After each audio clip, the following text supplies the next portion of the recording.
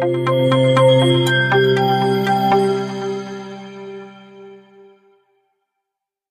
దినం ప్రభువు మన కొరకు ఉద్దేశించిన వాక్య ధ్యానాంశము లూకాసు వార్త 11వ అధ్యాయము 27, 28 వచనములు. ఆయన ఈ మాటలు చెప్పుచుండగా ఆ జన సమూహములో ఉన్న ఒక స్త్రీ ఆయనను చూచి, నిన్ను మోసిన గర్భమును నీవు కుడిచిన స్థనములను ధన్యములైనవని కేకలు వేసి చెప్పగా, ఆయన అవును గాని దేవుని వాక్యం విని దానిని గైకొను వారు మరీ ధన్యులని చెప్పెను. హల్లెలూయా. పరిశుద్ధుడా, మహోన్నతుడా, ఈ మాట ద్వారా మీరు మాతో మాట్లాడండి అయ్యా. మేము బ్రతుకుతాం. శక్తి చేతనైనను బలము చేతనైనను కాదయ్యా, మీ వాక్యము చేతనే మేము బ్రతుకుతాం. మనుష్యుడు రొట్టె వలన మాత్రం కాదు, దేవుని నోట నుండి వచ్చి ప్రతి మాట వలన బ్రతుకును అని నువ్వు సెలవిచ్చావు. నీవు సెలవిచ్చిన మాటను అనుభవపూర్వకంగా మేము ఎరిగి ఉన్నాం. పరమ తండ్రి, పరలోకమందున మా తండ్రి, ఈ సమయంలో మీరు మాతో మాట్లాడండి. మీ మాట, మీ స్వరం మాకు వినిపింపచేయండి. మీ మాట విని విశ్వసించి 30దంతులుగా 60దంతులుగా 100 ఫలించుటకు మీ కృప ఇవ్వండి. నేను వట్టిదాన్ని, మంటికి మಣ್ಣైపోయేదాన్ని, నాలో ఏమీ లేదయ్యా, ఒక గాడిదకి పోల్చబడుతున్నాను. ఈ గాడిద నీ వాక్కును ప్రకటించడానికి మీ కృపను ధారాళంగా దయచేయండి. మేమందరము ప్రభు చిన్న మందగా కూడుకొని ఉన్నాం. చిన్న మంద భయపడవద్దు, మీకు రాజ్యం అనుగ్రహించుటకు మీ తండ్రికి ఇష్టమైనదన్నావు. నిజంగా మమ్మను రాజ్యములో నిలవబెట్టుటకే మీరు మాకు ఉపదేశిస్తున్నారు. ఈ కృపను మేము కాలదనుకోకుండానట్లుగా సహాయం చేయండి. ఎందరైతే ఈ వాక్యాన్ని వింటూ ఉన్నారో, వినబోతూ ఉన్నారో, వారందరి హృదయాలలో కార్యసిద్ధిని కలుగు చేయమని, సైతాని క్రియలని, నా బలహీనతలో నాకు బలం ఇచ్చి నడిపించమని, మీ సన్నిధిని, ప్రసన్నతను, తేజోమహిమను మీ కనికరము ద్వారా కురిపించబోయే ప్రతి దానిని మేము అనుభవించి మీ నామాన్ని స్తుతి చేయుటకు సహాయం చేయమని యేసు అతి పరిశుద్ధ నామమున అడిగి వేడుకుని పొందుకుని నామ పరమ తండ్రి, ఆమేన్. హల్లెలూయా. ఈ దినం ధ్యానం కొరకు ప్రభువు ఈ మాటను మనకు బయలుపరచడం జరిగింది. ఈ మాటలో రాయబడిన మాట ఏంటంటే, ఆయన ఈ మాటలు చెప్పుచుండగా జన సమూహములలో, అంటే ఆ సమూహములో, అంటే జన సమూహములో ఉన్న ఒక స్త్రీ ఆయనను చూచి, అంటే యేసుక్రీస్తు ప్రభువారు ఈ లోకములో జీవిస్తున్నటువంటి దినాల్లో ఆయన సేవ ప్రారంభించిన తర్వాత జనసంద్రమే ఆయన వెంట వస్తూ ఉంది, ఆయన వెంబడిస్తూ ఉంది. జనసంద్రం ఆయన ఎందుకు వెంబడిస్తుంది అంటే, ఆయన అతీతమైన కార్యాలు చేస్తున్నారు, అద్భుతాలు చేస్తున్నారు, స్వస్థతలు చేస్తున్నారు, సూచక క్రియలు జరిగిస్తున్నారు, మహాశ్చర్య కార్యాలు జరిగిస్తున్నారు, గొప్ప విడుదలిస్తున్నారు. అంటే దురాత్మలు పారిపోతున్నాయి. పుట్టుగుడ్డోడు చూస్తున్నాడు, కుంటోడు నడుస్తున్నాడు, ఓచ కాలు చేతులు గలవారు బాగుపరచబడుతున్నారు, బలహీనపరుచు ఆత్మలు దేవుని వాక్కుతో పటాపంచులైపోయి పారిపోతున్నాయి, వెనక్కి వెళ్ళిపోతున్నాయి. అంతగా దేవాది దేవుడు ఈ లోకములో తండ్రి ఆయనకి ఇచ్చినటువంటి పనిని, అప్పగించినటువంటి పనిని జరిగిస్తూ ఉన్నప్పుడు ఆటోమేటిక్గా జనసంద్రం యొక్క కనుదృష్టి యేసుక్రీస్తు ప్రభువారి మీద పడింది. హల్లెలూయా. దేవునికి మహిమ కలుగునుగా. ఆ జనసంద్రంలో ఒక స్త్రీ ఉండబట్టలేక ఇలా మాట్లాడుతుంది. ఏమని మాట్లాడుతుందంటే, యేసుక్రీస్తు ప్రభువా, నిన్ను కనిన గర్భము నీవు కుడిచిన స్థనములు ఎంత ధన్యములు. హల్లెలూయా. దేవునికి స్తుతి కలుగుగాక. అంటే దాని అర్థం ఏంటంటే, నిన్ను కన్న తల్లి ఎంత ధన్యురాలు. దాని అర్థం ఏంటి?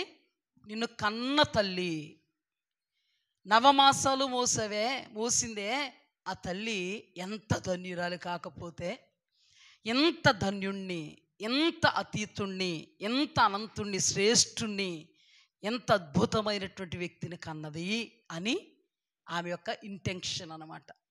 ఆ మాటలలో మనం అర్థం చేసుకోగలుగుతాం. అంటే యేసుక్రీస్తు ప్రభువా, నీ కన్న తల్లి ఎంత ధన్యురాలు, ఎంత ధన్యురాలు. ఎక్సైట్ అయిపోతుంది, ఉండబట్టలేకపోతుంది, ఆశ్చర్య చిక్కుతురాలవుతుంది. యేసుక్రీస్తు ప్రభువారు, ఎస్, నన్ను కన్న తల్లి చాలా ధన్యురాలు, నన్ను మోసిన గర్భం చాలా ధన్యమైనది. ఏ తల్లి పాలు త్రాగి నేను మనుగడ సాగించానో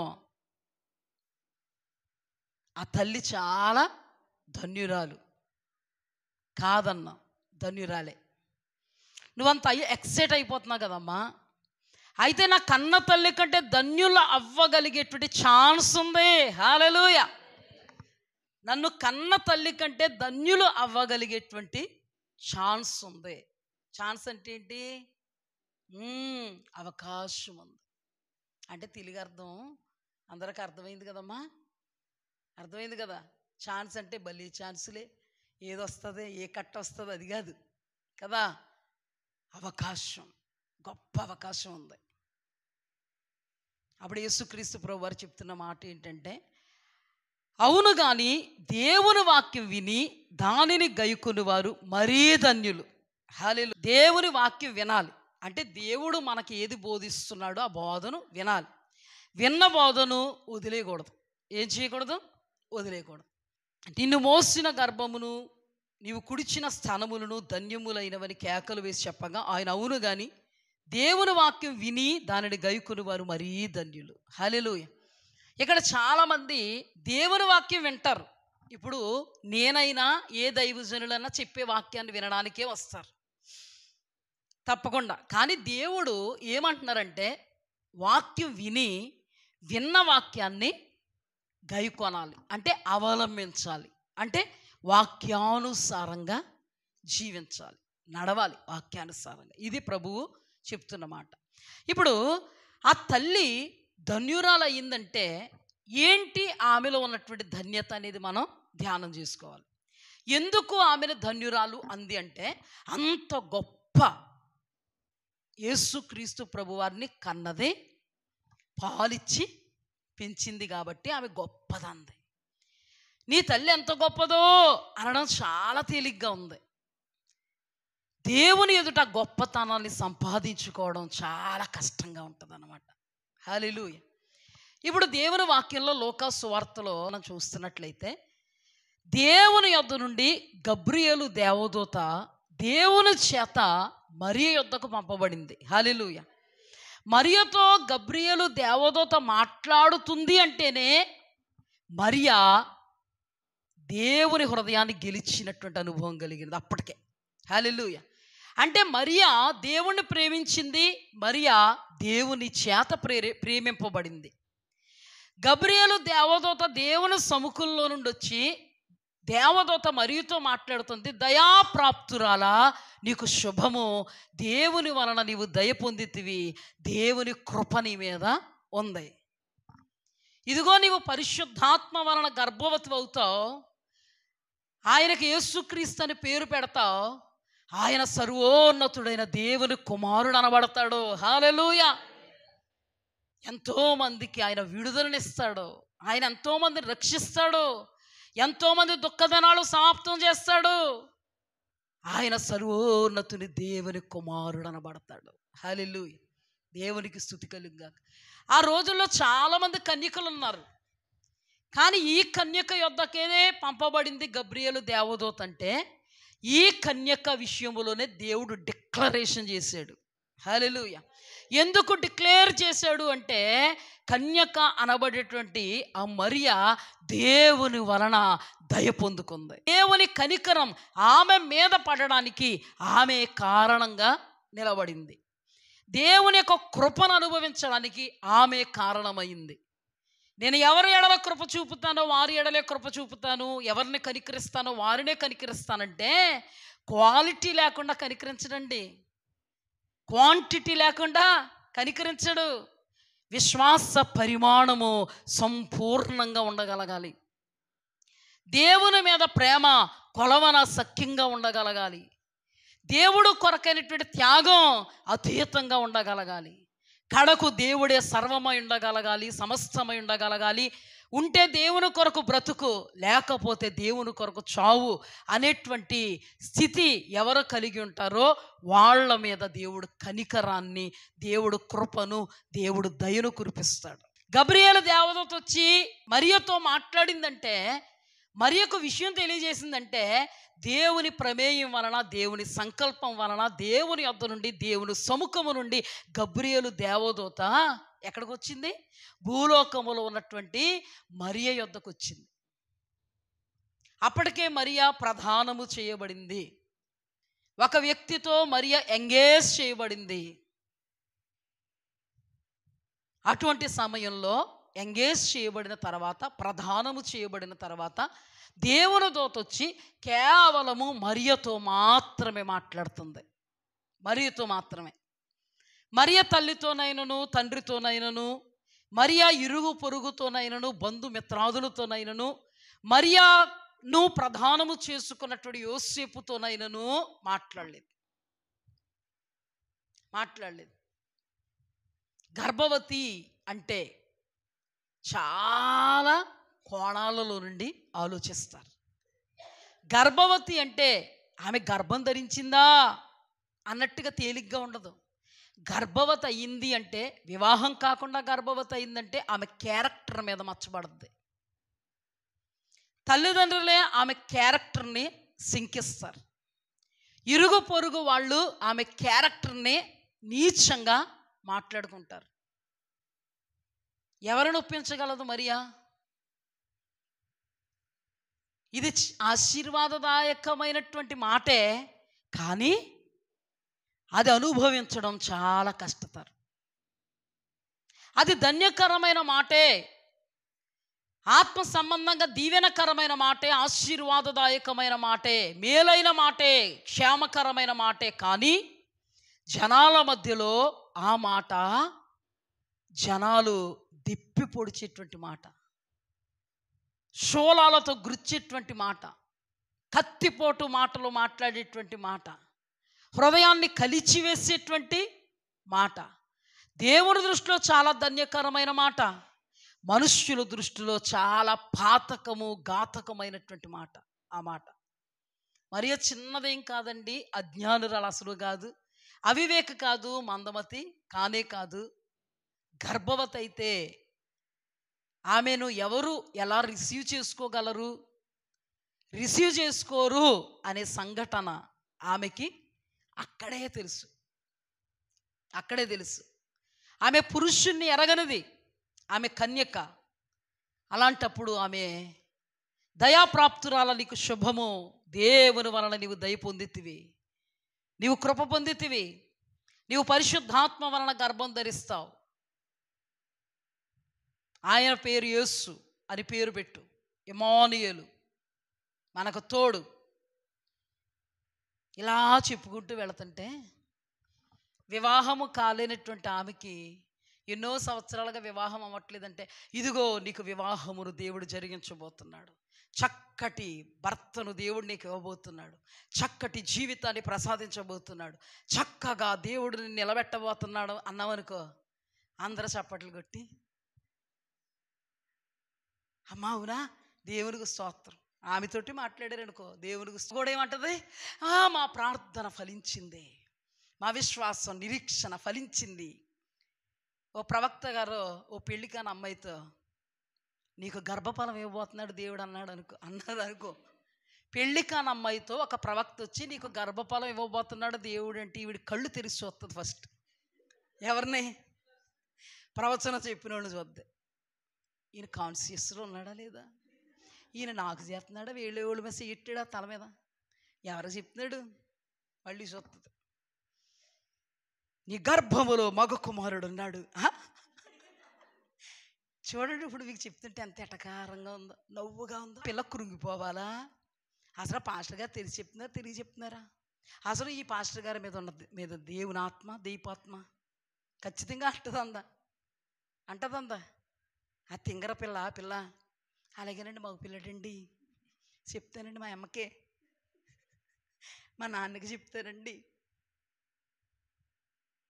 ఉయ్యాలది కొనిపెత్తాం, బారసాలు చేస్తాం, ప్లాన్లు వేసుకుంటారా? మొఖానికి గుడ్డ పెట్టుకుని ఏడుస్తారు. ఇదేంటే బాబు, ఆయనేమో గొప్ప దైవజనుడు ఇలా అన్నాడు, మొత్తానికి నువ్వేమన్నా పనికి మాలిన పని ఏమన్నా చేసావు చెప్పే నాతో అంటది. నేనేమనుకోనే అంటది. నువ్వు చెప్పవే బాబు, దీని పిచ్చిక్కిపోతూ ఉంటుంది అప్పుడు. మరి అలాంటిది కదా, మరియ మనలాంటి మనిషి కదా. కానీ ఆమెకి ఎందుకు రాలేదు బాధ, ఆమెకి ఎందుకు రాలేదు దుఃఖం? గబ్రియేలు దేవదూత వచ్చి మాట్లాడుతున్నప్పుడు ఆమెకి ఎందుకు వణుకు పుట్టలేదు?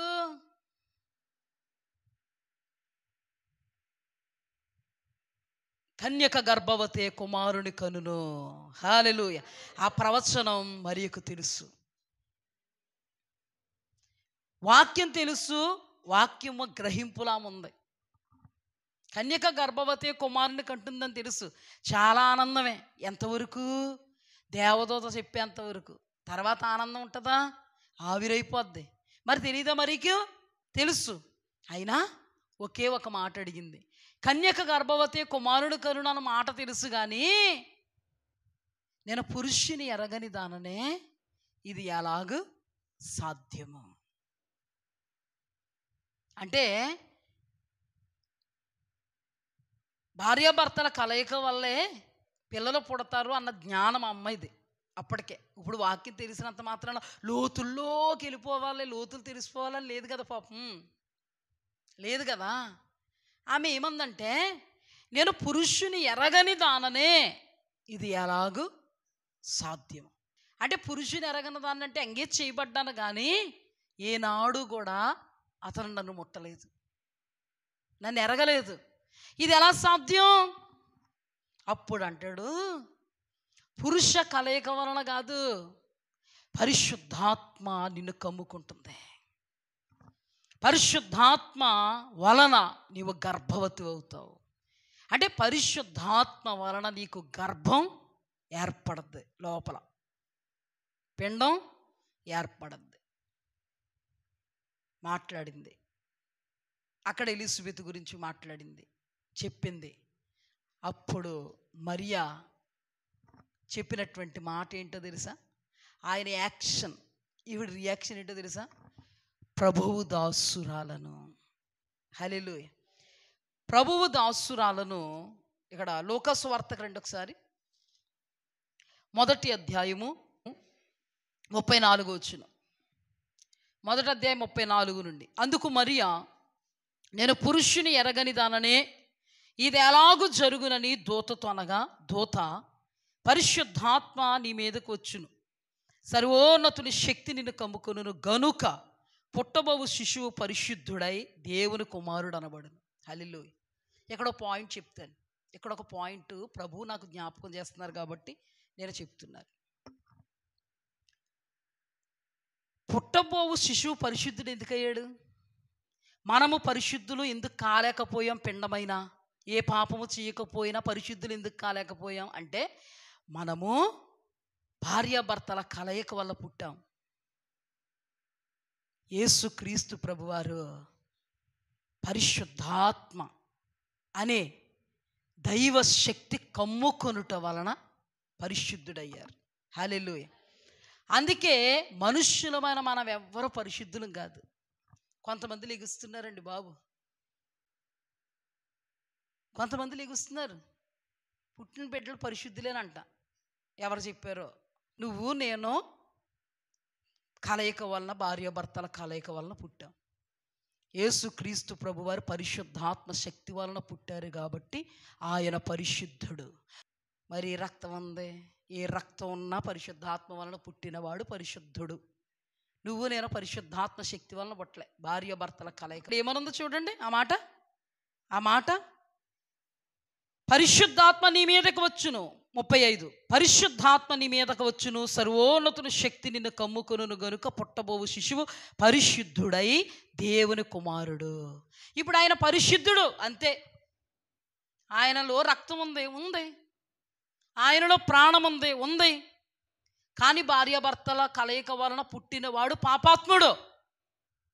అందుకే నా తల్లి గర్భములో నేను పిండముగా ఉన్నప్పుడే నా తల్లి నన్ను పాపములోనే గర్భం ధరించింది. అంటే దావీదు ఆత్మావేశముతో పలుకుతున్న మాట. పిండముగా ఉన్నప్పుడు పాపం చేస్తాడు ఎవడన్నా చెప్పండి? పిండముగా ఉన్నప్పుడు పాపం చేస్తాడా? మోసం చేస్తాడా? అబద్ధం ఆడతాడా? దొంగతనం చేస్తాడా? పిండముగా పసికందుగా ఉన్నప్పుడే నా తల్లి నన్ను గర్భము పాపములోనే ధరించింది. వాక్యం ఎప్పటి నుంచి లోకాసువార్త చదువుతున్నాను నేను, కానీ ఇప్పుడు చదువుతున్నప్పుడు ప్రభువు వాక్కు దూసుకుపోయింది. అంటే మనం పాపాత్ములమే, అవునా? నీతిమంతుడైన హేబేలు రక్తం అని రాయబడింది అంటాడు ఒకడు. అవును, దేవుని వలన నీతి. మరి అప్పుడు యేసుప్రభు లేడు కదా అంటాడు ఒకడు. అబ్రహాము ఉన్నప్పుడు యేసుప్రభు ఉన్నాడా చెప్పు? మరి అబ్రహాము నీతిమంతుడు కాదా? అబ్రహాము విశ్వసించాడు, నీతిమంతుడయ్యాడు. విశ్వాసం ఎవరి మీద? వాక్కు అనే యేసు మీద. అంతే. హేబేలు ఎవరి మీద? వాక్యం అనే యేసు మీద. ఇదేనా యేసుక్రీస్తు ఎవరు? వాక్కు అనే యేసు. ఎప్పటి నుంచి ఉన్నాడు ఈయన? ఆది నుంచి ఉన్నాడు. అర్థమవుతుంది? ఒక పాయింట్ గుర్తుపెట్టుకోండి. చూడండి, పరిశుద్ధాత్మ కమ్ముకుంటుంది. పరిశుద్ధాత్మ వలన నీవు గర్భవతి అవుతావు. పుట్టబోవు శిశువు పరిశుద్ధుడు అనబడతాడు. హల్లెలూయా. ఏ పాపము లేదండి ఆయనలో. లేదు, ఈ లోకములో జీవిస్తున్నప్పుడు కూడా పాపానికి చోటు ఇవ్వలేదు. పరిశుద్ధుడిగా పుట్టారు, పరిశుద్ధుడిగా పెరిగారు, పరిశుద్ధుడిగా మన కొరకు పరిశుద్ధ రక్తం చిందించారు. మన పాప భారం అంతా ఆయన మీద వేసుకుని పరిశుద్ధుడండి మన దేవుడు. ఎవరిలో ఉన్నాయండి పరిశుద్ధత? మన దేవుడు పరిశుద్ధుడు. అందుకే సైన్యములకు అధిపతిగా యెహోవా పరిశుద్ధుడు, పరిశుద్ధుడు, పరిశుద్ధుడు, పరిశుద్ధుడు. సర్వలోకము ఆయన మహిమతో నింపబడి ఉన్నది. మన దేవుణ్ణి ఉచ్చరిస్తేనే మనం పరిశుద్ధుడని ఉచ్చరిస్తాం. అలాంటి టైంలో మన మరియా ఏమని మాట్లాడుతున్నారంటే, ఇక్కడ 37వ వచనం, దేవుడు చెప్పిన ఏ మాట అయినను నిరర్ధకము కానేరదని ఆమెతో చెప్పాను. అందుకు మరియా, ఇదిగో ప్రభువు దాసురాలను, నీ మాట చొప్పున నాకు జరుగుగాక. హల్లెలూయా. నేను ఎవరిని? ప్రభువుకు దాసురాలను. అంటే ఆమెతో గబ్రియేలు దేవదూత వచ్చి మాట్లాడింది, ఒక శుభవచనం తెలియజేసిందంటే ఆమె ప్రభువుకు దాసురాలిగా, ప్రభువు ఎదుట దీనురాలిగా అంతవరకు కూడా జీవించి చూపింది. హల్లెలూయా.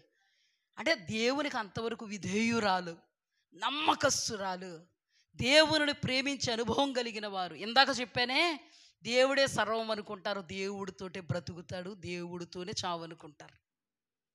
అందుకే కదా శుభవర్తమానం తెలియపరుస్తున్నాను అన్నప్పుడు ఎంతవరకు శుభవర్తమానం ఆవిడకి తెలుసా?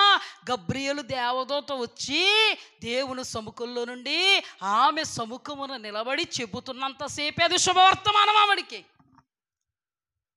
ఆ మరుక్షణము ఆ శుభవర్తమానమే దుర్వర్తమానముగా ఆమె మీద దాడి చేయబోతుంది.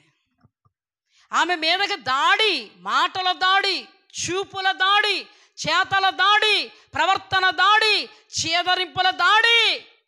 కొంతమంది అయితే మొఖం మీద చెడిన దాన. అల్లుతున్నావా కథలో? అంత జ్ఞానులు కనబడుతున్నాం మేము? నువ్వే చెప్తుంది నమ్మేయడానికి? అల్లికలు మేము చెవుల్లో ఏం పెట్టుకోలేదు, పువ్వు పెట్టుకోలేదు, క్యాలీఫ్లవర్ పెడుతున్నావా? వెళ్ళవమ్మ చెప్పొచ్చు. పనికి మాలిన దాన. తల్లి అంటది. ఎంత చెప్పినా ఒప్పుకుంటారా? తండ్రి అనొచ్చు, అన్నదమ్ములుంటే అనొచ్చు. బయటికి వెళ్ళిపోద్ది ఎలాగోలాగా. ఎందుకు వెళ్ళదండి? ఇంట్లో వాళ్ళే ఆప్తులకు చెప్తారు, ఆప్తులకి. ఈ ఆప్తులు వాళ్ళ ఆప్తులకు చెప్తారు, వాళ్ళ ఆప్తులు వాళ్ళ ఆప్తులకు చెప్తారు. కూడై కోస్తుంది. ఏమని? మరి అంట గర్భవతి అంట, కడుపు వచ్చిందంట. స్టోరీ అంత చేతకారులాగా ఉన్నామా? అడిగి చెప్తే వింటామా? అంత తెంగరోళ్ళగా కనబడుతున్నామా? పైకి బాగానే ఉంది కానీ చాలా ఉంది దానికి. మన బాణీలో మాట్లాడుకుంటే ఎన్ని రావండి ఎటకారాలు వినబడుతున్నాయి తనకు కూడా. కృంగిపోవాలా? శుభవచనం అనుకుని నవ్వాలా? దేవుని యొక్క వాక్కు లేదా మాట లేదా చిత్తమును నెరవేర్చుట దినదిన గండం ప్రాణ సంకటం. చెప్తున్నా చూడండి, చల్లగా ఉండదండి, సమ్మగా అసలు ఉండదండి. దేవుని చిత్తములో నిలబడడం దినదిన గండం ప్రాణ సంకటం. మా సేవా జీవితంలో కూడా దేవుడి చిత్తంలోకి వచ్చినప్పుడు దినదిన గండం ప్రాణ సంకటం. మీ జీవితాల్లో కూడా దేవుని మాటను విన్నప్పుడు, దేవుని మాట ప్రకారంగా నిలబడినప్పుడు దినదిన గండం ప్రాణ సంకటం. ఎందరు అనుభవించలేదు ఇక్కడ? ఎందరు అనుభవించలేదు ఇక్కడ?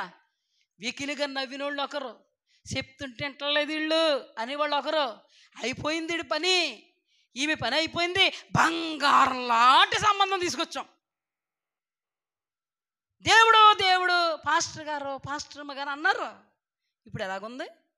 అన్నామా, చెప్పామా, కసక్కర పొడుచుకున్నట్టుంటుంది. ఆ ఉద్యోగం వదలొద్దురా బాబు అన్నాం. పాస్టర్మ్మ గారు ఏదో అన్నారంట, వదిలేశారు. బంగారం లాంటి దాన్ని వదిలేసుకున్నాం. ఇప్పుడు ఉంటాయి తిప్పలో. చెప్పామా, ఒరే ఆ ఉద్యోగం చేసుకోరా అన్నాం. ఆ ఉద్యోగం వద్దని ఊరికే కూర్చుని ఉన్నాడు. ఎంతవరకు రాలేదు ఉద్యోగం. చెప్పామా, ఆ సంబంధం చేసుకోవే బాబు అన్నాం. అప్పుడే చేసుకుంటే బాగుండు, 10 సంవత్సరాలు అయింది ఇంకా అవ్వలేదు. చెప్పామా, మీరు అన్నీ చెప్తారు, ఆ తర్వాత జరిగేది చూడండి. హల్లెలూయా. నేను ఎందుకు చెప్తున్నానంటే, మరియా అన్ని సూటిపోటి మాటలు, దినదిన గండం ప్రాణ సంకటం. ఒక దినం వచ్చినప్పుడు యేసుక్రీస్తు ప్రభువా, నిన్ను కన్న తల్లి ఎంత ధన్యురాలు, నీవు కుడిచిన స్థనములు ఎంత ధన్యములు, నిన్ను కనిన గర్భం ఎంత ధన్యం. ఆ రోజు కాదండి, ఈ రోజు వరకు మరీ ధన్యురాలే. నువ్వు చెప్పామా అంటావు. ఏమంటావు? చెప్పామా, కాస్త చూడయ్యా, నోరు పారేసుకోకు, డిస్టర్బ్ చేయకు. చెప్పావు, వినలేదు. అది నీ మాట కాబట్టి వినలేదు, మా దేవుని మాట కాబట్టి దినదిన గండం ప్రాణ సంకటమైనా కూడా అన్నిటికీ తెగించి చచ్చిన కుక్కల్లాగా, చచ్చిన పాములా బ్రతకడం నేర్చుకున్నాం. అయిపోలేదండి, అప్పుడే అయిపోలేదమ్మా. చూసి భుజాలు ఎగరేస్తున్నావు నువ్వు, భుజాలు నీకు నువ్వే దించుకుంటావు. తల పైకెత్తుతున్నావా, ఎవ్వరు దించమనకుండానే తల కిందకి దిగిపోద్ది. నోరు తెరుచుకుని మాట్లాడుతున్నావా, నీ నోరు మూత పడద్ది. కన్నీళ్లు పెట్టుకుని వాడు ఆ రోజున దేవుడు కోసం నిలబడ్డాడు. వాడి దేవుడు, ఆమె దేవుడు వాళ్ళను చెరపలేదు. హల్లెలూయా. అవునా కదా చెప్పండి, అవునా కదా చెప్పండి. దినదిన గండం ప్రాణ సంకటం మరికి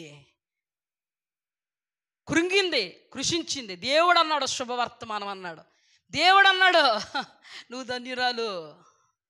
దేవుడు అన్నాడు నువ్వు దయాప్రాప్తురాలు, నా కనికరం నీ మీదకి వచ్చింది.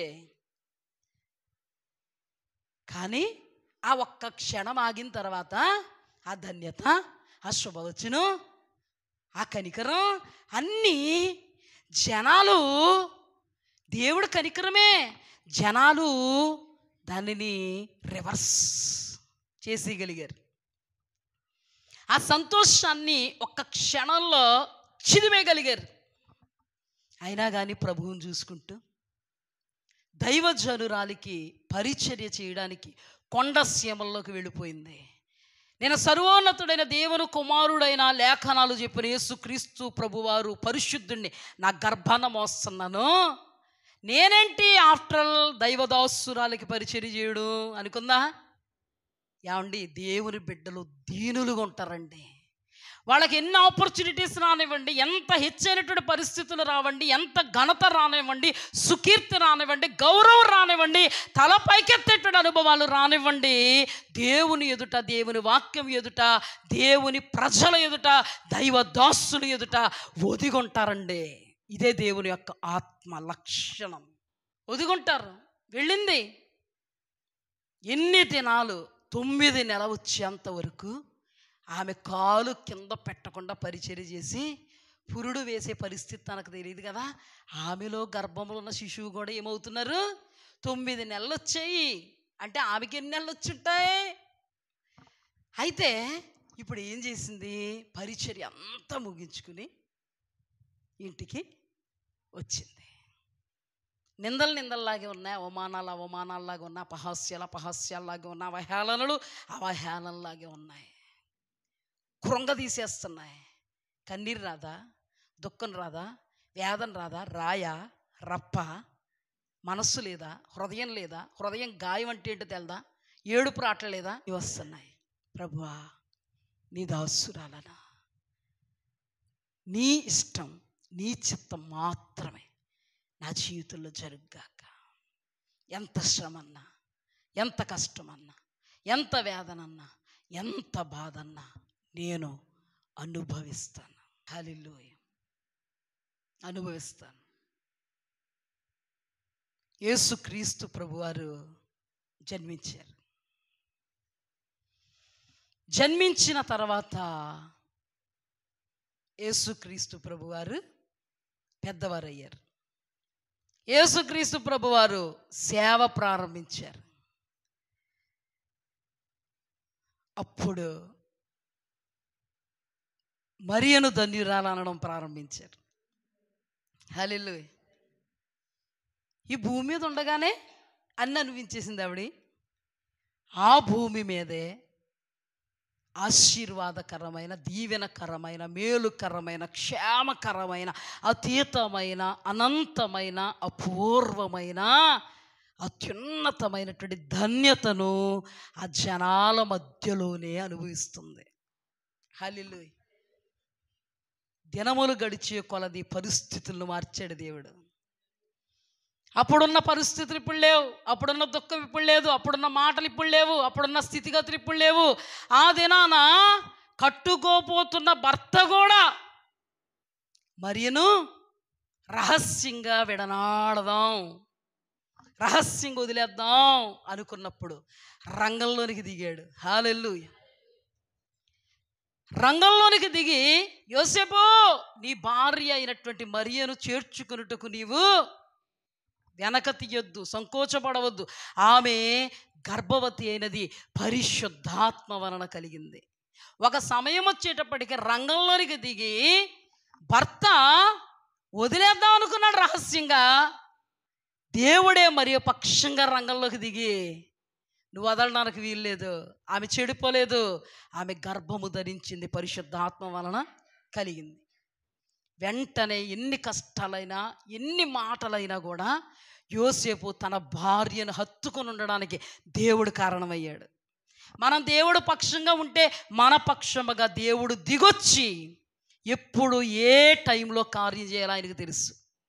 ఫస్ట్ భర్తలోనికి దిగొచ్చాడు, మరియ పక్షంగా భర్తతో మాట్లాడాడు, సర్దుబాటు చేశాడు, భర్త దగ్గరికి మరియను పంపాడు. తర్వాత కొన్ని సంవత్సరాలు అయిన తర్వాత ఏ మనుష్యులైతే నిందించారో, అవమానపరిచారో, అపహాసించారో, ఏ మనుష్యులైతే చేదరించుకున్నారో, ఏ మనుష్యుల్లో అయితే ఆమె మీద చెడ్డ ముద్రలు పడ్డాయో ఆ చెడ్డ ముద్రలు శాశ్వతంగా తొలగించే ప్రయత్నం చేశాడు దేవుడు. యేసుక్రీస్తు ప్రభు ద్వారా అద్భుత, ఆశ్చర్య, మహాశ్చర్య సూచక్రియలు జరిగిస్తుంటే ఇప్పుడు అంటున్నారు, మరియ కుమారుడు కాదా, వీళ్ళ నాన్న యోసేపు కాదా? హల్లెలూయా. అర్థమైందా? ఆ నిందలు ఏమైపోయినాయి? అయిపోతాయండి, అవ్వకుండా ఉండవు. ప్రభువు కోసం నువ్వు నిలబడ్డావా, నీ స్థితిని మారుస్తాడు, నీ గతిని మారుస్తాడు. ప్రభువు నిమిత్తమే నువ్వు నిందింపబడ్డావా, నిందకు ప్రతిగా రెట్టింపు ఘనతనిస్తాడు, అవమానానికి ప్రతిగా ఉల్లాస వస్త్రాన్ని ధరింపజేస్తాడు, కన్నీటిని దుఃఖాన్ని సంతోషానికి మారుస్తాడు, లేని దాన్ని ఉన్నట్టుగా పిలుస్తాడు, నీ తల పైకెత్తి చూపుతాడు. ఎందుకంటే బాధ్యత అయింది, ఆయన కోసం భరించావు, బాధ్యత అంతా ఆయింది. ఆయింది కాబట్టే సమయం వచ్చేటప్పటికి భర్తను లైన్లో పెట్టాడు. ఆయింది కాబట్టే సమయం వచ్చేటప్పటికి, అయ్యా నిన్ను కన్న తల్లి ఎంత ధన్యురాలు, నువ్వు కుడిచిన స్థనములు ఎంత ధన్యమైనవి. దేవుడి మీద విశ్వాసం, దేవుని మీద నిరీక్షణ మనల్ని సిగ్గుపరచదు.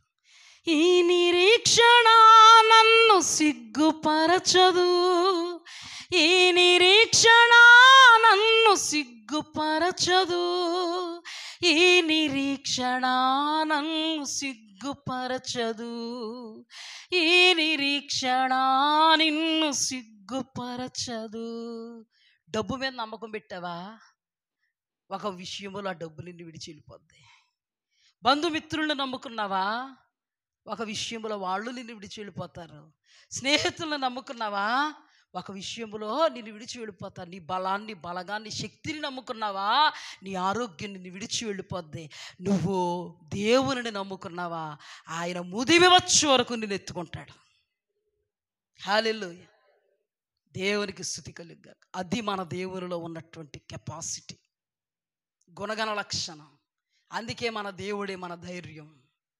అందుకే ఎన్ని కష్టాల, సుడుబడుల్లా, నష్టాల, ఇరుకుల, ఇబ్బందుల, వ్యాధుల, బాధల, నిందల, శోధనల, చింతల, అవమానాల, పహస్యాల, అవహేళనల అనుభవిస్తున్నావు. ఇప్పటికే ఒక్కటి మరిచిపోకో, నీ దేవుణ్ణి కలిగి ఉండి అనుభవిస్తున్నావు, నీ దేవుణ్ణి చేయబడవడం. ఇది సత్యం. దేవుడు లేనిదనవు కాదు, నీ దేవుణ్ణి ఎరిగి నీ దేవునిలో ఉంటూ అనుభవిస్తున్నావు. నీ దేవుడు తొంగి చూస్తున్నాడు. ఎప్పుడు చేస్తాడు? నిర్ణయ కాలాన చేసి చూపుతాడు. నీ జ్ఞానం కంటే జ్ఞానవంతుడు. హల్లెలూయా, దేవునికి స్తుతి కలుగుగాక. మరియ జీవితం ధన్యమవ్వలేదండి? మరి జీవితం ధన్యమైంది. ఈ రోజును కూడా మరియను పూజిస్తున్న వాళ్ళు ఎంతమందో.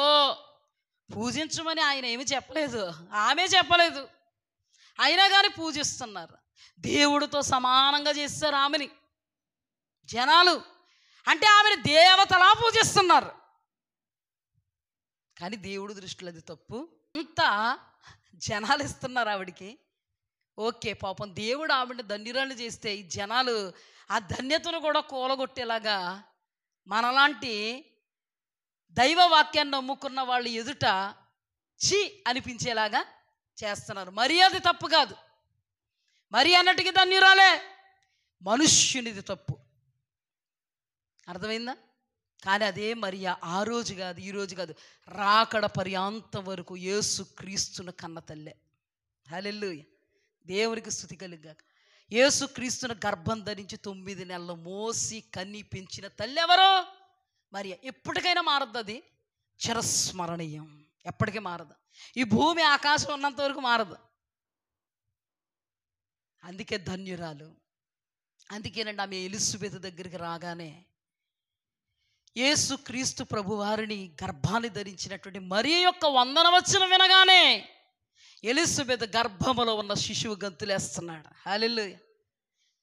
ఆత్మ సంబంధంగా ఉన్న వాళ్ళు ఆనందించగలుగుతారు, ఆత్మ లేని వాళ్ళు తలక్రిందులైపోతూ ఉంటారు. మరియ గురించి తలక్రిందులుగా తపస్సు చేసేస్తున్నారు బయట వాళ్ళు.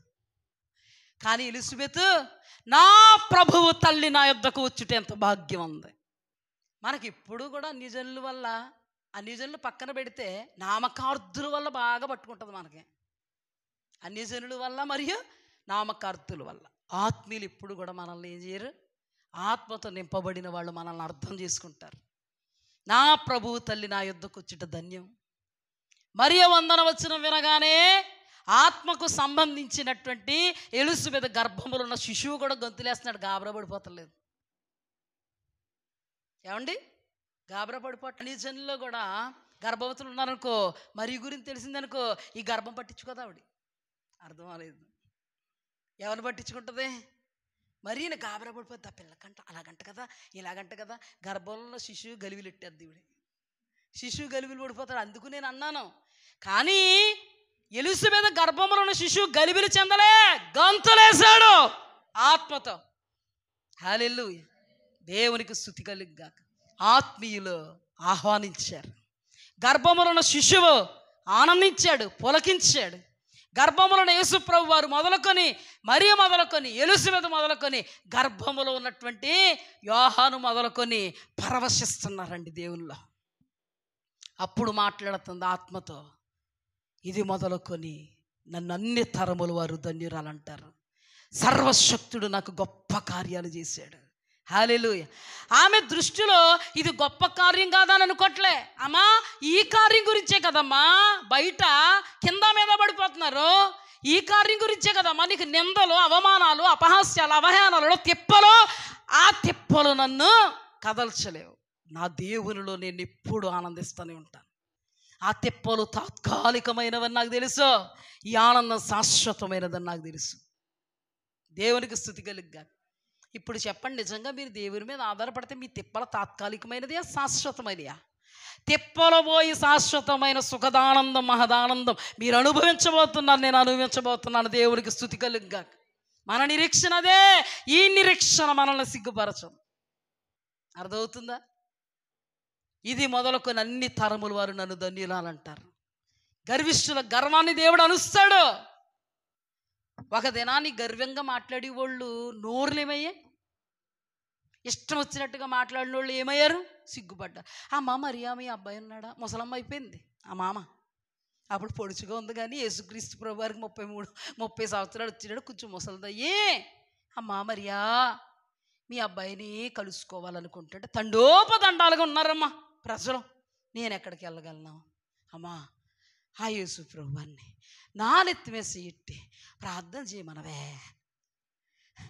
వస్తారండి ఇలాంటి వాళ్ళు.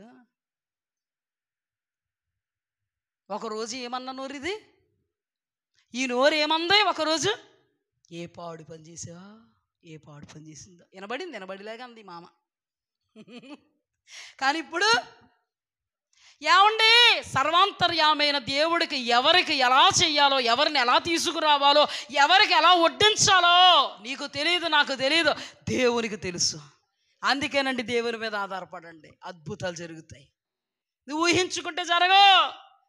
దేవుని సంతోషపెడితే, దేవుని చిత్తానికి తలొగ్గితే, నేను దేవుని దాసురాలను, దేవుని సేవకుడును, దేవుని బిడ్డను, దేవుడు ఏది ఉద్దేశిస్తే అది నా జీవితంలో జరుగుగాక అన్నావో, ఇంకా ఎవరెవరు గుసగుసలాడారో నీకు తెలియదు, కానీ దేవుడు తెలుసు. ఆ గుసగుసలు ఆడేవాళ్ళని నీ పాదాల దగ్గరికి ఎలా తీసుకురావాలో దేవుడు తెలుసు. అందుకే దేవుని వాక్యంలో శత్రువుల మధ్యలో భోజనం. హల్లెలూయా. శత్రువుల మధ్యలో ఏంటి మనకి? అలాగేలా వంకరగా మాట్లాడే నోరు నిదానంగా సీదాగా ఏవండి అంటది. ఏమని? అయ్య బాబు అంతేంటి గౌరవించకపోతే ఎలాగండి బాబు? యేసు ప్రభు వారి తల్లి, యేసు ప్రభు వారి తండ్రి, యేసు ప్రభు వారి అన్న, యేసు ప్రభు వారి తమ్ముడు, సిల్లి. చూసారమ్మా ఎవరు పాడైపోయారండి, ఎవరు చెడిపోయారండి? యేసయ్యా నిన్ను కనిన గర్భము ధన్యము, నీవు కుడిచిన స్థానములు ధన్యములు. ఎంత ధన్యత, ఎంత భాగ్యం. ఈ వాక్యం వింటా ఉన్నప్పుడు మనల్ని దేవుడు బలపరుస్తున్నారు. నేను ఆత్మలో గ్రహిస్తున్నాను. మీరు ఈ వాక్కును స్వీకరిస్తున్నారు, ఆమేన్ అంటున్నారు. మీ జీవితంలో సంప్రాప్తము కాబోతుంది. దేవుణ్ణి బట్టే, కేవలం దేవుణ్ణి బట్టే. మీరు ఎన్ని పరిస్థితులైనా దేవుడు చిత్తం కొరకు కనిపెట్టుకుంటూ ఉంటున్నారు. నోరు లేక కాదు, పలుకుబడి లేక కాదు, డబ్బు తెచ్చి పరిస్థితులు చక్కబెట్టలేక కాదు. దేవుడు చిత్తం ఏంటి, దేవుని వాక్యం ఏం చెప్తుంది అని దేవునికి విధేయులవుతున్నారు. హల్లెలూయా. చూడండి అమ్మా, దీన్ని బట్టి మీరు గమనించండి. ఎన్నటికీ కూడా ప్రభువు మాటే మన బాట. ప్రభువు మనకు ఏదైతే ప్రకటిస్తున్నారో అదే మన మార్గం. ఆ ప్రకటన యొక్క సారాంశం యొక్క సత్యమే మన జీవిత గమ్యం. అదే నిత్య మార్గం అనబడే పరలోకం. హల్లెలూయా. చూడండి, ఒక సందర్భంలో యేసుక్రీస్తు ప్రభువారు తల్లి సహోదరులు యేసుక్రీస్తు ప్రభువారి దగ్గరికి వచ్చారు. యేసుక్రీస్తు ప్రభువారి తల్లి సహోదరులు యేసుక్రీస్తు ప్రభువారి దగ్గరికి వస్తే అక్కడ ఉన్న జనులు యేసు ప్రభువారి దగ్గర గబగబా వెళ్ళిపోయి, యేసు ప్రభువా మీ అమ్మగారు వచ్చారు, మీ తమ్ముడు వచ్చారు. ఎందుకు వచ్చింది విలువ? నువ్వు నేను వెళ్ళి యేసు ప్రభు రమ్మను అన్నా కూడా కూర్చోవయ్యా అక్కడ అంటారు. ఎందుకు వచ్చింది తల్లికి విలువ? మరియా ఒక దినాన విలువ లేని దానిగా తీసి పాడేశారు జనులు. ఈ దినాన నువ్వు యేసుక్రీస్తు ప్రభు వారి కోసం వస్తుంటే ఆ యేసు ప్రభు వారు అందరికీ కావలసిన వాడు గనుక ఆ యేసు ప్రభు వారు ఎంత బిజీగా ఉన్నా కూడా నువ్వు వెళ్ళి మీ అమ్మగారు వచ్చారు, మీ తమ్ముడు వచ్చాడు అని చెప్పడానికి సరిపడ్డావు. ఎందుకు? నీ తల్లి కాబట్టి, నీ తల్లి కాబట్టి. అక్కడ కూడా యేసు ప్రభు అన్నారు, ఎవరు నా తల్లి, ఎవరు నా సహోదరులు, నా మాట విని వాటి ప్రకారముగా చేయువాడే నా తల్లి నా సహోదరుడు. శిష్యును చూపి ఇదే మాట మత్తయి సువార్తలో రాయబడి ఉంది. ఇదిగో నీ తల్లి, ఇదిగో నీ సహోదరులు నీ కొరకు వచ్చారు, సమూహంలో ఉన్నారు కదా అని అక్కడ నిలబడ్డారు. యేసు ప్రభువా వెళ్ళయ్యా వెళ్ళు, ఎవరు నా తల్లి, ఎవరు నా సహోదరులు, నా మాట విని నా చిత్తమును గైకొన్న ఈ శిష్యులే నా తల్లి నా సహోదరుడు. నేను ఎందుకు ఈ మాట చెప్పానంటే విలువ ఎవరికి వచ్చింది? ఎవరికి వచ్చిందండి విలువ? వచ్చింది. ఒకప్పుడు స్థితికి ఇప్పుడు స్థితికి ఎంత వ్యత్యాసం. ఏమండి, వ్యత్యాసం కలుగు చేయడానికి ఉన్నాడు మన దేవుడు. హల్లెలూయా. అంతా ఒకేలాగా ఉండడానికి ఇంకెందుకు దేవుడు, నీ స్థితిగతులు మార్చడానికి ఉన్నాడు దేవుడు. ఇప్పుడు చూడండి, ఆ ధన్యతను సంపాదించుకోవడం ఎంత కష్టం, ఆయన చిత్తం చేయడం ఎంత కష్టం, ఆయన సంకల్పంలో ఉండడం ఎంత కష్టం, ఆయన మాటకు విధేయత చూపించడం ఎంత కష్టం. అందుకేనండి కష్టమే, కానీ మరీ కష్టంగా చేసింది ఇష్టంగా చేసిందా? అందుకే దేవుడు అన్నాడు, నా కాడి సులువు, నా భారము తేలిక. హల్లెలూయా. ఎప్పుడు? ఎస్, ఆయనను మన ఇష్టంగా చేసుకున్నప్పుడు ఆయన కాడి మనకు సులువు, ఆయన భారం మనకు తేలిక. ఎంత సులువుగా ఎంత తేలికగా నడిచేసిందండి మరియ దేవుడిని చూసుకుంటూ ఆ దినాల్లో.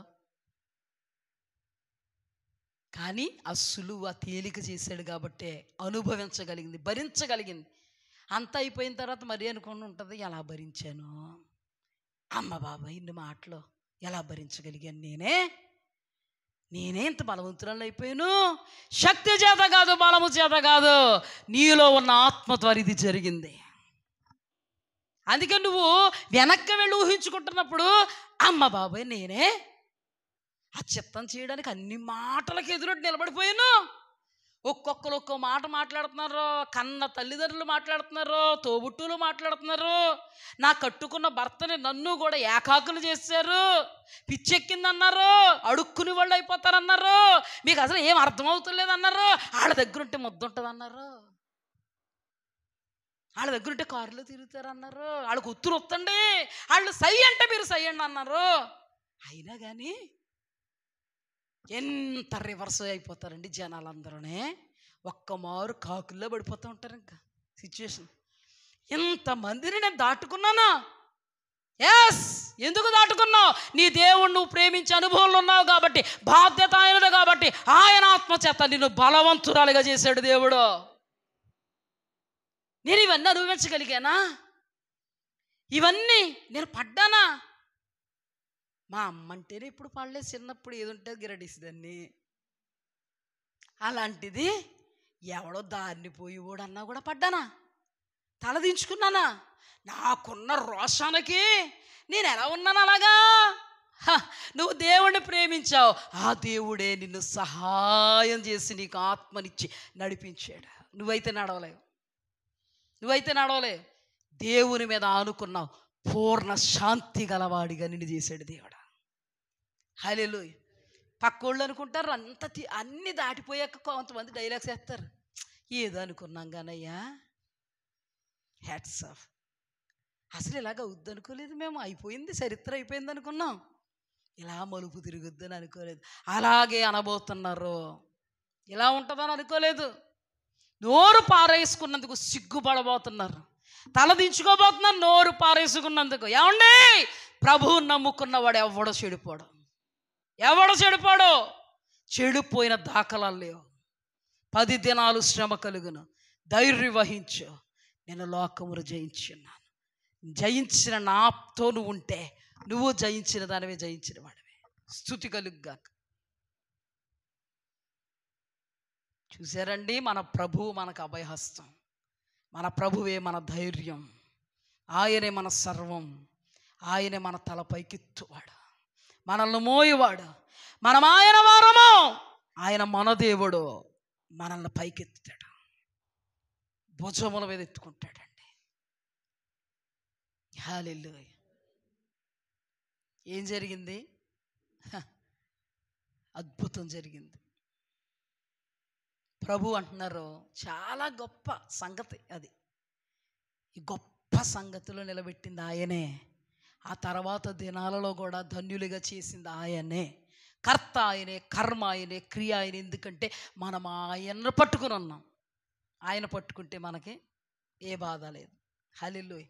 అందుకే ఆయన భారం మనకి తేలిక. భారమే, భారమని రాయబడింది. భారం అంటే భారమే, కానీ అదే భారం తేలిక. అంటే దాని అర్థం ఏంటంటే, నీ నెత్తి మీద 100 కేజీలు బరువు పెడితే భారమే, కానీ మోసుకెళ్ళిపోయావు, తేలిక. అది అర్థమైందమ్మా? కాడి సులువు. సులువా? 2 ఇడ్లు మోయాలి. ఏ రోజన్నా కాడి మోసేవి నువ్వు? భారమే, కానీ ఎందుకు? నా కాడి భారమే, మోసుకుని వెళ్ళిపోయావు సులువుగా. ఆ సునాయాసంగా ఉండగలిగే స్థితిని దేవుడు ఇవ్వబోతున్నాడు. ఇది ప్రవచనాత్మకమైన మాట. మీరు చూడబోతున్నారు, వినబోతున్నారు, సాక్ష్యాలు చెప్పబోతున్నారు. సంఘములో నిలబడి సాక్ష్యం చెప్పబోతున్నారు. ఎవ్వరూ కూడా బలహీనులు కావద్దు. మన దేవుడు బలవంతుడు, కడవరకు నమ్మకంగా ఉన్నాడు. అందుకే ఆయన అన్నారు, 10 దినాలు శ్రమ కలుగుతుంది, శ్రమను చూచి వెనక్కి వెళ్ళిపోకు. 10 దినాలు శ్రమ కలుగుతుంది, శ్రమలో నువ్వు కృంగిపోకు, చేత కాని వాడవైపోతావు. 10 దినాలు శ్రమ కలుగుతుంది, శ్రమలో నేను నీకు తోడై ఉంటాను, జీవ కిరీటం ఇస్తాను. అక్కడ మరి ఇక్కడేమిస్తాను? కిరీటం అనబడే ఘనత ఇస్తాను, మెప్పిస్తాను, గౌరవం ఇస్తాను, హెచ్చిస్తాను. భూషణంగా నేనే నీకు కిరీటంగా నిలబడతాను. ఇదంతా మనం మరీలో చూడగలుగుతాం. హల్లెలూయా. ఎవరిలో చూడగలుగుతాం? మరీలో చూడగలుగుతాం. రెండవ భాగాన్ని వచ్చే వారం చెప్పుకుందాం. ఈ భాగం చాలు ఈ రోజుకి. రెండవ భాగాన్ని వచ్చే వారం చెప్పుకుందాం. చూడండి, మరీ చెడిపోయిందా? చెప్పాలి మీరే. మరీ చెడిపోయిందా? దేవుడు అన్యాయస్తుడా? దేవుడు పక్షపాత? మరి దేవుడు నమ్ముకుంటే మనం చెడిపోతామా? దేవుడు మాటను నమ్ముకుంటే చెడిపోతామా? దేవుడు మాటకు విధేయత చూపితే చెడిపోతామా, పడిపోతామా? చెడిపోమో, పడిపోం. అందుకే మత్తయి సువార్తకు రండి, ఈ మాటతో ముగించేసుకుందాం. 12:48. అందుకు ఆయన తనతో ఈ సంగతి చెప్పిన వారిని చూచి, నా తల్లి ఎవరు, నా సహోదరులు ఎవరు అని చెప్పి తన శిష్యుల వైపు చెయ్యి చాపి, ఇదిగో నా తల్లియు నా సహోదరులు, పరలోకమందున్న నా తండ్రి చిత్తము చొప్పున చేయువాడే నా సహోదరుడు, నా సహోదరి, నా తల్లి అని. నేను ఇప్పుడు దేవుని చిత్తం చొప్పున మరియ చేయడం మనం చూసాం. యేసుక్రీస్తు ప్రభువారు స్టార్టింగ్లో మన ధ్యానాంశంలో నా తల్లి కంటే మరీ ధన్యులు. ఎవరు ధన్యులు అన్నారో? నా మాట విని వాటి ప్రకారంగా చేయువారు. అమ్మా, అంటే మనం ఆయన మాట విని ఆయన ప్రకారంగా చేస్తే మనం మరీ ధన్యులం అవుతాం. ఆ మరీ ధన్యత ఏంటో వచ్చేవారని చెప్తాను. ఇప్పుడు ధన్యులం అవుతామా అమ్మా? అసలు దేవుడు చెప్పింది నిజమా అబద్ధమా అనే దాన్ని మనం ధ్యానం చేస్తే, తల్లి సహోదరులు వచ్చారు, నీ తల్లి మీ సహోదరులు వచ్చి మీకోసం అక్కడ నిలబడ్డారు అన్నారు. ఎవరయ్యా నా తల్లి, ఎవరు నా సహోదరులు? మీరు వారే నా తల్లి, వారే నా సహోదరులు అనుకుంటున్నారా? ఇదిగో నా మాట, నా చిత్తం చొప్పున చేసిన వీళ్ళే నా తల్లి, నా సహోదరులు. అందులో శిష్యులు చూపిస్తున్నాడు దేవుడు. మనం ఇప్పుడు చదువుకున్న దాంట్లో శిష్యులు ఎవరండి? చేపలు పట్టేవాళ్ళు. ఇంకా శిష్యులు ఎవరండి? చిన్న చితక పరిస్థితుల్లో ఉన్నవాళ్ళు. ఆ శిష్యుల్ని ఒకానొక సమయంలో దేవుడు అపోస్తలులుగా ఏర్పాటు చేసుకున్నప్పుడు ఎవరైనా ఆయన మాట మీరారా, లోబడ్డారా? ఆయన మాటకు లోబడ్డం కష్టమా, సుఖమా? కష్టమే కానీ వాళ్ళు దేవుని ప్రేమించినందున ఆయన భారము తేలిక, ఆయన కాడి సులువు. కాబట్టి భార్యను వదిలేశారు, బిడ్డలను వదిలేశారు, నానబడిన వాళ్ళని వదిలేశారు, జీవనాన్ని వదిలేశారు, జీవన విధానాన్ని వదిలేశారు, చేపలు పట్టేటువంటి వృత్తిని వదిలేశారు. సర్వాన్ని వదిలి, సమస్తాన్ని వదిలి దేవునితో తిన్నారు, దేవునితో ఉన్నారు, దేవునితో పడుకున్నారు, దేవునితో పస్తులు ఉంటే తిన్నారు, లేకపోతే మానేశారు. నానబడిన వాళ్ళందరినీ వదిలేశారు. జనాలు బాగా పెడతారు గడ్డి, ఖచ్చితంగా పెట్టరేటండి. అలా చూస్తున్నారు. ఫస్ట్ మీ నానేడి అంటారు పిల్లలు. మా నాన్న యేసు ప్రభు వెళ్ళిపోయాడు.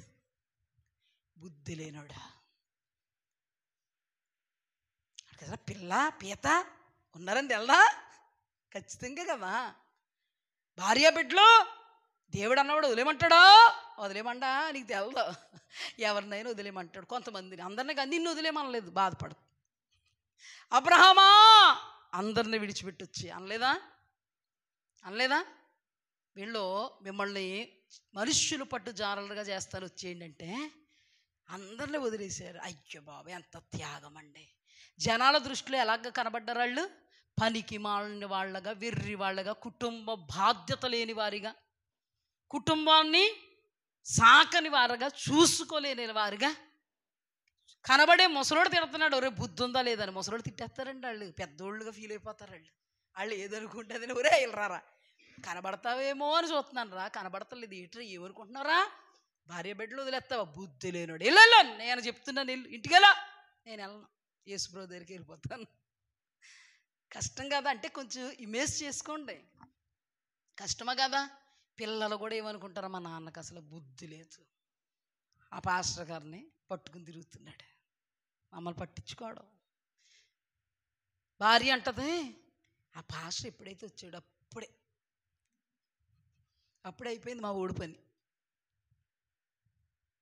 ఇలా చేయమని చెప్పాడా దేవుడు? వాళ్ళకే బాధలే, యేసుప్రభుకి బాధలే.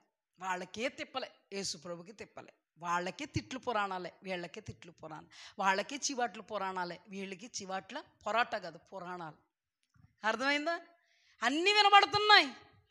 కొంతమంది ఏమో ఎదురుగుండా అంటున్నారు, చచ్చిన కుక్కల్లాగా, చచ్చిన పాముల్లాగా దేవుణ్ణి వెంబడిస్తున్నారు. నిద్రాహారాలు లేవు. యేసుక్రీస్తు ప్రభువారితో సేవ. నక్కలకు బొరియలున్నాయి, ఆకాశ పక్షులకు నివాస స్థలాలు ఉన్నాయి. ఆయనకి తలవాల్చుకున్నకు స్థలం లేదు. మరి ఏ పొరుపులు పడుకుంటున్నారయ్యా? మా పొరుపు ఇదేనండి. ఎక్కడ ఖాళీ ఉంటే అక్కడే, ఎక్కడ జాగా ఉంటే అక్కడే. వాళ్ళు అనుకుంటున్నారు తెంగరోళ్ళని, వీళ్ళు చాలా కష్టాన్ని ఇష్టంగా అనుభవిస్తున్నారు యేసుప్రభుతో. ఆ తర్వాత రోజుల్లో ఏమైందో తెలుసా? ఒక్కొక్కరిని పిలిచి దేవుడు అధికారం ఇచ్చి అభిషేకం కోసం కనిపెట్టండి అంటే అభిషక్తులై, ఏ నోరైతే వంకరగా మాట్లాడిందో అదే నోరు అంటుంది వాళ్ళు గనులయ్యా, గొప్పోళ్ళయ్యా. వాళ్ళు అంటున్నారు, వెండి బంగారములు మా యొద్ద లేవు, మాకు కలిగినది నీకు ఇచ్చుచున్నాను, నా జర్రేయుడనే యేసు నామములో లేచి నడువు. ఎవరివ్వగలరండి? ఆ రోజున ఏమన్నావు నువ్వు? తెంగరుడు అన్నవా? మరి ఇప్పుడేమంటున్నావు? గనుడు, గొప్పోడు. పేతురు గారి దగ్గరికి వెళ్ళాలి, ఇప్పుడు చెయ్యిట్టించి ప్రార్థన చేసుకోవాలి. అభిషేకం రావాలన్నా, వాక్యం వినాలన్నా, అద్భుతం జరగాలన్నా. పేతురు నీడ పడితే స్వస్థత అండి. అపోస్తుల నడికట్లు స్వస్థత. గద్దెస్తంటే దెయ్యాలు పారిపోతున్నాయి. యేసుక్రీస్తు ప్రభువారు ఎంత అద్భుతమైన సేవ చేశారో అంతకంటే మరి అధికమైనటువంటి సేవను ఆత్మ ద్వారా దేవుడు చేత ఎవరు అపోస్తులు చేయగలుగుతుంటే జనాలు సంతోషపడుతున్నారండి. వాళ్ళని బట్టి ఉల్లసిస్తున్నారండి, ఉత్సహిస్తున్నారు, కేకలేస్తున్నారండి. మరి ఆ రోజున ఏమయ్యా?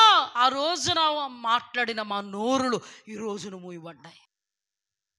ఏం జరుగుతుంది? జనాలు ధన్యతగా భావిస్తున్నారు, భాగ్యంగా భావిస్తున్నారు, సంతోషిస్తున్నారు, ఉల్లసిస్తున్నారు, ఉత్సహిస్తున్నారు. మరి ఒక రోజు వాడిని వెనకగా లాగావన్నావు కదా, లాగాలనుకున్నావు కదా, బుద్ధి గడ్డి తిని లేంపలు వేసుకుని ఈ రోజున ధన్యులు అంటున్నారు.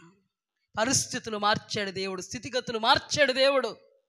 ఎప్పుడు ఒకలాగా ఉండిపోదండి పరిస్థితి. దేవుడు కోసం కష్టాన్ని ఇష్టంగా భరించారండి. ఈ లోకములో వాళ్ళకి పెద్ద పీటలు వేస్తున్నారు.